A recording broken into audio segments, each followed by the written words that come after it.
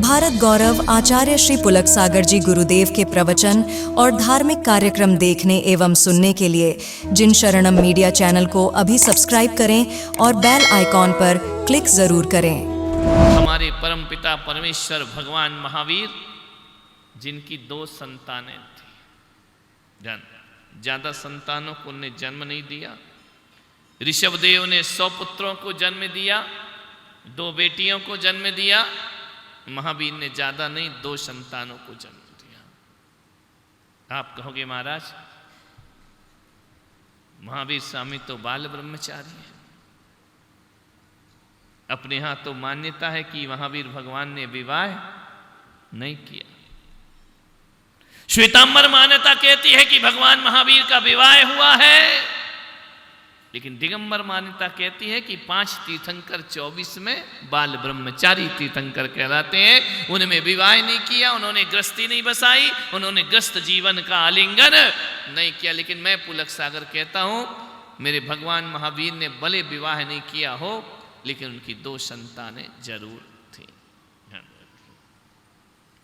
और दोनों संतानों को उन्होंने जाने से पहले अपनी विरासत सौंपी, अपनी वसीयत सौंपी। मालूम है वो 2 संतान कौन है भगवान महावीर की?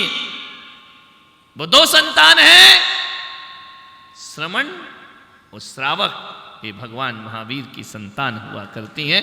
आप भी भगवान महावीर के संतान हैं और हम भी भगवान महावीर की संतान हैं। हम श्रमण हैं, आप श्रावक हैं। ध्यान रखना, आपको भी परमपिता परमेश्वर ने कुछ सौंपा है और मुझे भी परमपिता परमेश्वर ने कुछ सौंपा है। और आप में हम में इतना अंतर है। हम भगवान महावीर के ज्येष्ठ पुत्र होते हैं, आप भगवान महावीर के लघु नंदन हुआ करते हैं। ध्यान रखना, उनके छोटे पुत्र श्रावक श्राविका भगवान महावीर के वंशज है। बोलो, जब हमसे कोई पूछता है कि तुम कौन हो, तो हम गर्व से कहते हैं हम भगवान महावीर के, हम तीर्थंकरों के वंशज हैं, हम महापुरुषों के वंशज हैं। और आपसे निवेदन है, कोई पूछे कि तुम्हारा वंश क्या है, तो ये मत बताना कि हमारा वंश है, हमारी जाति ये है कि हम नरसिंहपुरा, तो हम हूमड़, तो हम नागदा और हम खंडेलवा है। बेकार की बात है। गर्व से कहना हमारी जाति भगवान महावीर है और हमारा वंश भगवान महावीर है। वही हमारा गोत्र है, वही हमारा कुल है, वही हमारी संपदा है। ध्यान रख। इसलिए साधुओं के नाम, गोत्र, जाति। अब कोई हमसे पूछे महाराज तुम कौन सी जाति के महाराज हो, तो क्या बोलेंगे? कौन सी जाति के महाराज हैं? हम भगवान महावीर की जाति के महाराज हैं। कोई पूछे महाराज तुम्हारा गोत्र क्या है, तो गोत्र भगवान महावीर हैं। कुल क्या है, तो वह भी भगवान महावीर है। और हमारा वंश क्या है, तो वह भी भगवान महावीर हुआ करते हैं। ध्यान रखना, हम उनके वंश में पैदा हुए। भगवान महावीर जाते हुए हमें 3 चीजें सौंप कर गए। बड़े पुत्र को, मुनियों को 3 चीज सौंपी, और वो 3 चीज हमने आज भी संभाल कर रखी हैं। 2600 वर्ष के बाद भी वो 3 चीजें हमारे पास हैं। और ऐसी संभाली कि रात को 12 बजे भी बाप के पूछो कि हमारे पिता की दौलत कहाँ है, तो 12 बजे रात को भी हम दौलत दिखाने को तैयार हैं। और हमने केवल उस संपदा को संभाला नहीं है, उसमें वृद्धि भी की है। ध्यान रखना, ध्यान रखिए, भगवान महावीर ने हमें 3 चीज सौंपी, पिछी, कमंडल और शास्त्र। ध्यान रखना, कभी भी पूछ लेना कि महावीर की संपदा कहाँ है, तो ये भगवान महावीर की संपदा हुआ करती है, जिसे दिगंबर मुनि 24 घंटे अपने पास रख। ये महावीर का वंश है, ये महावीर की दौलत है। हकीकत में देखो तो तुम कोई मुझे प्रणाम नहीं करते हो, तुम नमस्कार पूजा करते हो ना, तो पिछी, कमंडल और शास्त्र को प्रणाम किया करते हो। क्योंकि वो संपदा हमारी नहीं, वो भगवान महावीर के द्वारा दी गई है, वो ऋषभदेव के द्वारा दी गई है। हमको 3 चीज भगवान महावीर ने सौंपी, पिछी, कमंडल और इसलिए रोज हमें शास्त्र भेंट होता है, क्योंकि ये ना तुम्हारा है ना हमारा है। जब ये शास्त्र यहाँ रहता है तो ऐसा लगता है भगवान महावीर यहाँ आकर के बैठ गए हों और हम उनकी वाणी को जन जन तक पहुंचा रहे। ये जिनवाणी भगवान महावीर की वाणी है, सामने रहती है तो हमें छल प्रपंच नहीं आते हैं। महावीर बैठे हैं और उनकी वाणी का हम जगत में प्रसार कर रहे हैं। ध्यान रखिए, 3 चीज तुम्हें भी दी थी। कहाँ है भाई? बड़े भाई होने के नाते मैं पूछ सकता हूं कि मेरे बाप की दौलत कहाँ है? बोलिए, तुम पूछो, हम बताएंगे 24 घंटे। अब मैं पूछता हूं कि बोलो, महावीर की दौलत कहाँ है? 3 चीज दी थी ना महावीर ने तुमको। क्या दिया था? 3 चीज मालूम है? क्या दिया था? देव दर्शन, रात्रि भोजन त्याग और पानी छानकर पीना। और पानी छानने के लिए लोटा डोरी छन्ना। 3 चीज भगवान महावीर ने दी थी। मैं आज भरी सभा में आज से पूछता हूं कि बताओ जैनियों, महावीर की वो संपदा तुमने कहाँ रखी है? आज भी इस कलयुग में, इस पंचम काल में हम श्रमण उनकी दौलत को संभाले हैं। तुमने उनकी एक भी दौलत नहीं संभाली मेरे भाई। आज जैन रात में खाता है, आज जैन अभक्ष खाता है, आज जैन घर के परिवार जाकर के देखो, उनके यहाँ पानी छानने की व्यवस्था नहीं हुआ करती है। मान्यवर, एक बात बताओ ऋषभदेव वालों, जो अपनी पिता की संपदा को संभालता है और उसमें वृद्धि करता है, वो पूत होता है कि कपूत होता है? बोलिए, एक बार बताइए, कौन होता है? सपूत होता है कि कपूत होता है? बोलो, शर्माओ मत, अच्छे जोर से बोलो। सपूत होता है ना। सेठ जी, तुम्हारा ये बेटा तुम्हारी संपदा को संभाले और आगे बढ़ाए, तो बेटा कपूत नहीं, ये बेटा क्या कहलाएगा? सपूत कहलाएगा। ध्यान रखिए। तो हम तो महावीर के सपूत हैं। बताओ रे सपूतो, तुम्हारा क्या हाल है? बताइए, तुमने महावीर का वंश कौन सा बचा के रखा है? तुमने कौन सी उनकी संपदा को बचाया है? तुमने कौन सी उनकी दौलत को बचाया है? जैन कौन होता है? सूरज ढलते ही जिसके घर के रसोई घर की कुंडी बंद हो जाती है, वो जब तक सूर्य उदय ना हो हम अपने रसोई घर में प्रवेश नहीं करते।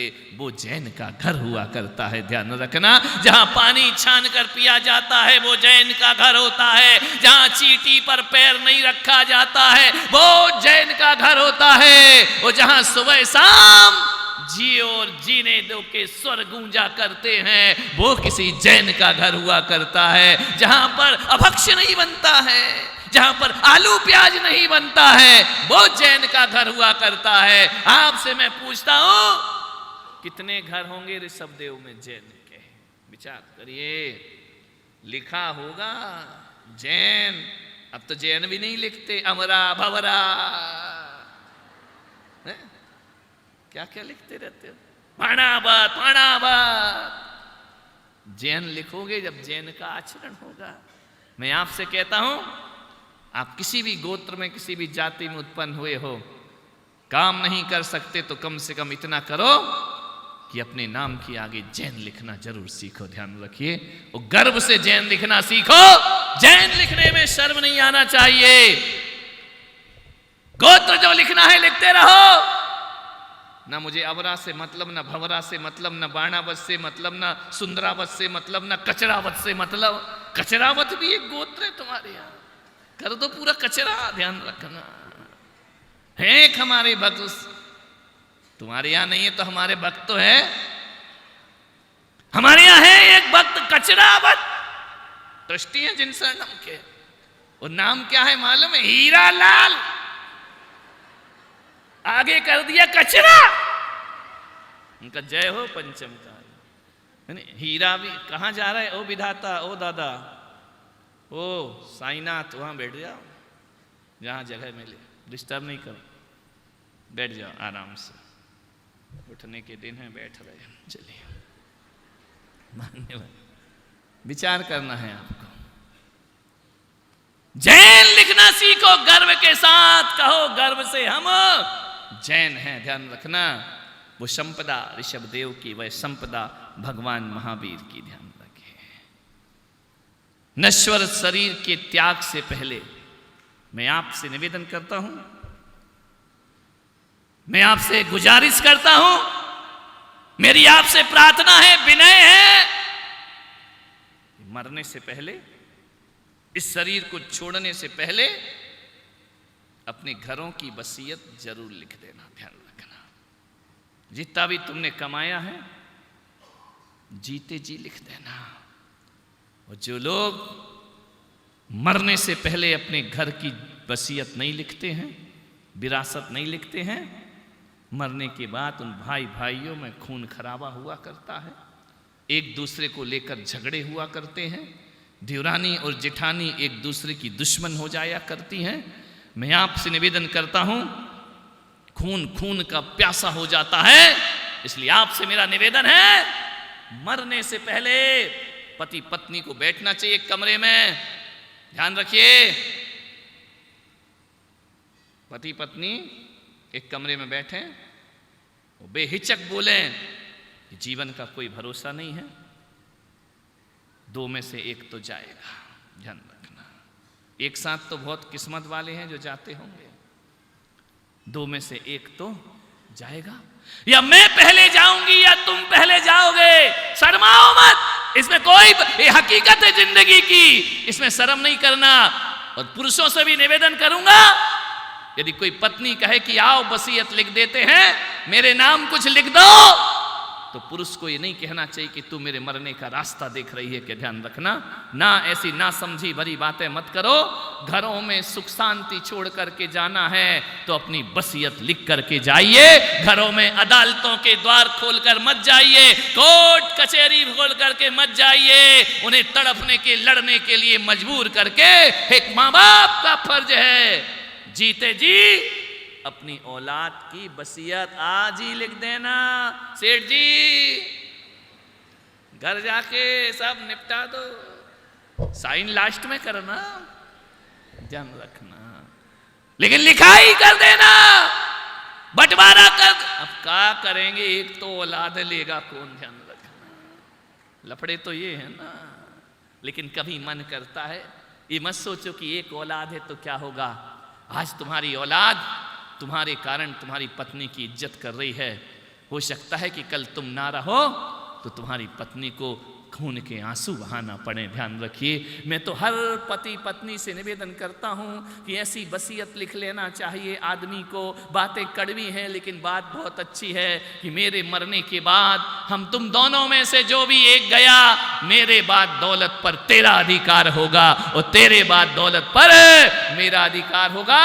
और उसके बाद जो एक बचे हुए प्राणी की जीवन भर सेवा करेगा, उस बेटे को फिर माँ बाप की दौलत मिलना चाहिए। ध्यान रखना, हालात बहुत खराब हैं, आप चले जाओगे, आंखें मूंद लोगे, जो बचता है हकीकत बताओ, जो मर जाता है वो नहीं मरा करता है, जो जिंदा रहता है रोज रोज वो मरा करता है। ध्यान रखिए, मौत तो उसको आती है जो जीवित रहा करता है, पल पल जिंदा है वो मरता है तिल तिल करके। ध्यान रखिए, ज्यादा लाड़ प्यार में मत जाओ कि हमारा बेटा अच्छा है, हमारी बहू अच्छी है। ध्यान रखना, निगाहें फिरने में ज्यादा देर नहीं लगा करती है। कुत्ते की पूंछ और आदमी की मूंछ कब टेढ़ी हो जाए कोई भरोसा नहीं है, कब टेढ़ी हो जाए निगाहें। ध्यान रखना सेठानी, समझ रहे क्या? ऐसी बातें आपको डायरेक्ट समझ में आ जाती। आज लग रहा है बेटा बहुत अच्छा है, कल बदल जाए, नहीं तुम्हारा नहीं बदलेगा, आशीर्वाद है। ध्यान रखना, लेकिन इस गलत फहमी में, ओवर कॉन्फिडेंस में मत जियो। ध्यान रखना, नारी का जीवन तभी तक अधिकारों का होता है जब तक उसका पति जीवित होता है। पति के बाद उसके सब अधिकार छिन जाया करते हैं। ध्यान रखना है, आपसे निवेदन है मेरा, और महिलाओं से भी निवेदन है कि अपने पति से कहो कि मेरे लिए कुछ करके जाओ।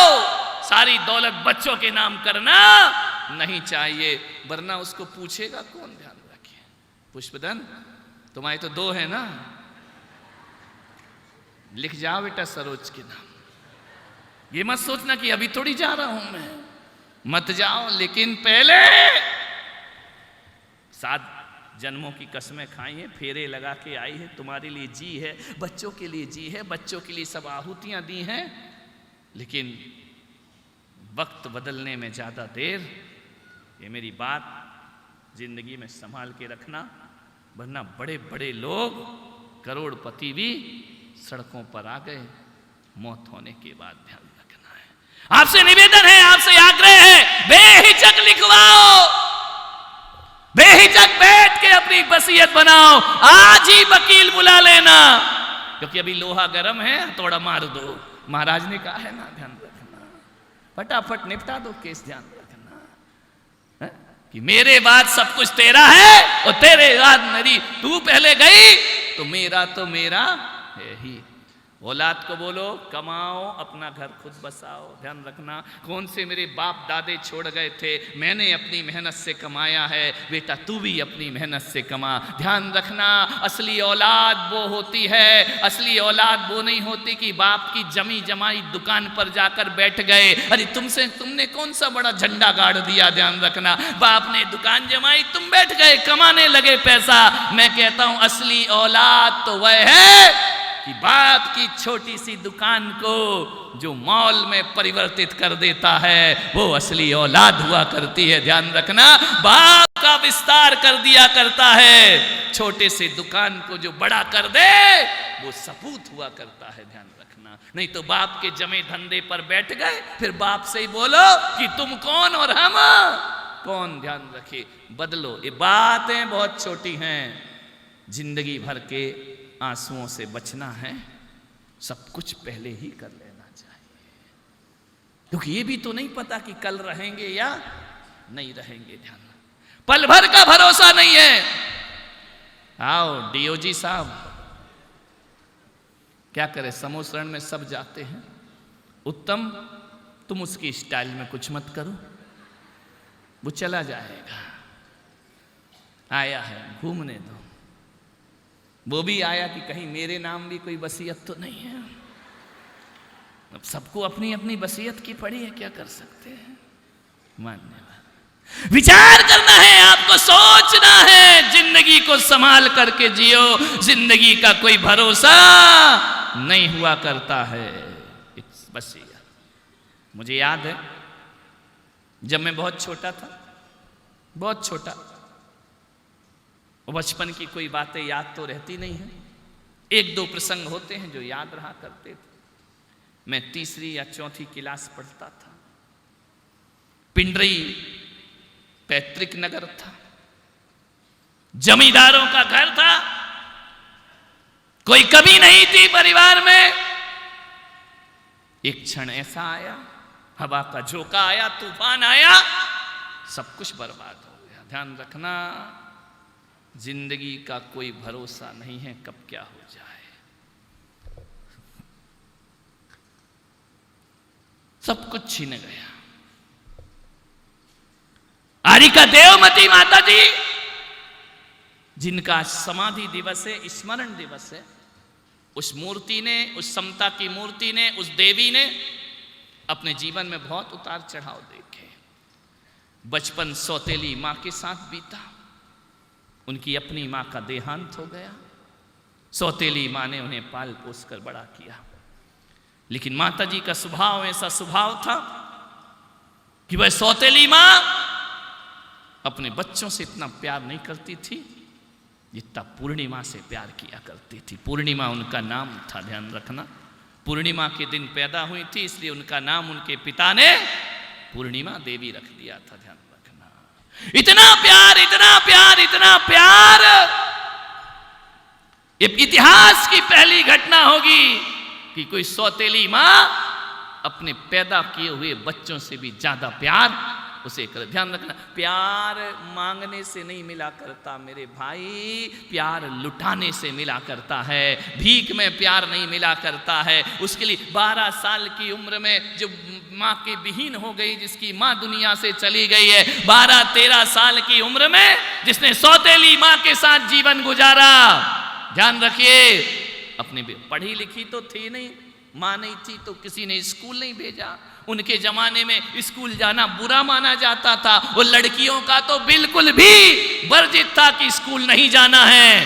थोड़ी सी बड़ी हो जाए 12-15 साल की, उस बेटी का विवाह कर दिया जाता था। पहले पढ़ाते नहीं थे माँ बाप लड़कियों को, ध्यान रखना, शिक्षा नहीं दिया करते थे, अशिक्षित रखा करते थे। लेकिन फिर भी मैं कहता हूं कि वो अशिक्षित लड़कियां आज की पढ़ी लिखी से ज्यादा आदर्शवान हुआ करती थी, ज्यादा आचरणवान हुआ करती थी, ज्यादा उनके जीवन में जिंदगी के अनुभव हुआ करते थे। माना कि वो कागज के अक्षरों पर डिग्रियां नहीं पाती थी, लेकिन जिंदगी में सफलता की डिग्रियां पाया करती थी। उनके पास अनुभव का ज्ञान होता था। आज अक्षर का ज्ञान है लेकिन अनुभव का ज्ञान नहीं है। पहले की अनपढ़ बेटियों में अनुभव का ज्ञान बहुत बड़ा हुआ करता था। ध्यान, चलती फिरती अनपढ़ होने के बाद भी एक विश्वविद्यालय का रूप हुआ करती थी। ध्यान रखना, ऐसा आचरण, ऐसा व्यक्तित्व। जमींदार परिवार में विवाह कर दिया गया। 60 गांव के जमींदार, उनसे उनका विवाह कर दिया। 13-14 साल की लड़की के हाथ पीले कर दिए जाते हैं। ध्यान रखना, शादी कर दी जाती है, विवाह कर दिया जाता है। धनाढ्य घर में पहुंची, किस्मत लेकर आई। अकूत दौलत जिसके परिवार में 20 नौकर चाकर उनके घरों में। ध्यान रखना, इतनी ऊंचाइयां पाई, लेकिन जब कर्मोदय आया तो सारी ऊंचाइयों को नीचे होने में ज्यादा देर नहीं लगी। माता जी हर परिस्थिति में समता भाव रखने वाली थी। हमने, हमारे परिवार ने कभी उनके चेहरे पर क्रोध नहीं देखा। कैसी भी परिस्थिति हो, माता जी हताश नहीं हुई। उन्होंने केवल अपने जीवन को अपने सद्गुणों से जिया। दौलत थी तब भी उनको अहंकार नहीं था, और दौलत चली गई तब भी उनको हीन भावना नहीं आई उनके जीवन में। उन्होंने कहा ये सब होते रहता है, वक्त किसी का एक सा नहीं होता है। और एक दिन उनके बड़े पुत्र की मृत्यु हो जाती है। बड़े पुत्र जो मेरे शरीर के पिता थे, उनकी मृत्यु हो जाती है। पुत्र शोक, फिर उनके पति की मृत्यु हो जाती है। पति शोक, माता जी सन्यास की धारा में बह जाया करती हैं। और उन्होंने जीवन भर के लिए भगवान के समक्ष खड़े होकर सप्तम प्रतिमा की व्रत धारण कर लिया करती हैं। ध्यान रखना, 7 प्रतिमा उन्होंने ले ली, खुद का मंदिर बनाया। आज भी विशाल मंदिर वहां पर खड़ा हुआ है। और 7 प्रतिमा के व्रत लेकर जीवन गुजारने लगी। जिसकी बहू विधवा हो, माता जी ने कहा मैं रंगीन कपड़े नहीं पहन सकती हो। माता जी ने गद्दे का त्याग कर दिया, रजाई का त्याग कर दिया। उसी दिन से चटाई पर सोना प्रारंभ कर देती हैं। लंबे लंबे केसों को काटना प्रारंभ कर दिया। और उन्होंने अपने जीवन में 24 घंटे में एक बार भोजन का नियम ले लिया। कहते हैं कि लोग माता जी बन के साधना करती है, लेकिन देवमती माता जी ऐसी थी जो घर में ही माता जी की साधना, क्योंकि उस समय मुनिराज दिखाई नहीं देते थे। उनका काल वो काल था कि महाराजों के दर्शन नहीं हुआ करते थे। छोटे छोटे गांवों में भी मुनि नहीं आया करते थे। महाराजों के दर्शन को दुर्लभ दर्शन थे। माता जी बड़ी भक्त परायण। एक दिन वह जाने लगी, पता चला कि दुर्ग छत्तीसगढ़ में तपस्वी सम्राट आचार्य शनमती सागर जी का चातुर्मास हो रहा है। उन्होंने अपने पुत्र से कहा कि मैं चाहती हूं कि ये वाला पर्युषण पर्व मैं किसी दिगंबर संत के चरणों में व्यतीत करूं, मेरा जीवन सार्थक होगा। पुत्र ने उन्हें रायपुर के पास एक दुर्ग है छत्तीसगढ़ में, वहां 1980 में आचार्य तपस्वी सम्राट सनमती सागर का चातुर्मास चल रहा था। माता जी वहां जाती हैं, पहुंचती हैं। जाने से पहले मैं 3री-4थी क्लास में था, मुझे बुलाया, इधर आ। दादी से हम लोगों का बहुत प्रेम था, और पहले के जमाने में माँ से ज्यादा दादियों से प्यार हुआ करता था। उन्होंने कहा इधर आ। मैं लिपट गया। मैंने कहा कहाँ जा रही हो? नई साड़ी पहनी। सफेद साड़ी तो थी लेकिन नई पहनी थी। मैं छोटा था, समझ गया कि कहीं ना कहीं जाने वाली है। मैंने कहा कहाँ जाने वाली हो? बोले कहीं नहीं। उसके पास, उसके पॉकेट में आज भी मुझे याद है 40 पैसे थे। पहले 10 पंजी चलती थी ना, छोटे त्रिकोण, वो जोड़ जाड़ के 40 पैसे उसने मेरे हाथ में रखे। बोले ये पैसे पकड़, मैं जा रही हूं। मैंने कहा क्या करूंगा 40 पैसे का? मालूम जाते जाते क्या सीख देकर गई कि तेरे भाग्य की रेखाओं में मैं 40 पैसे रख रही हूं। अनपढ़ थी लेकिन वाणी इतनी संस्कृत और सभ्य थी, सुसंस्कृत भाषा बोलती थी। मैं जाते जाते तेरे हाथ में 40 पैसे रख रही हूं बेटा, अब 60 पैसे कमाना तेरी जिम्मेदारी है, ध्यान रखना।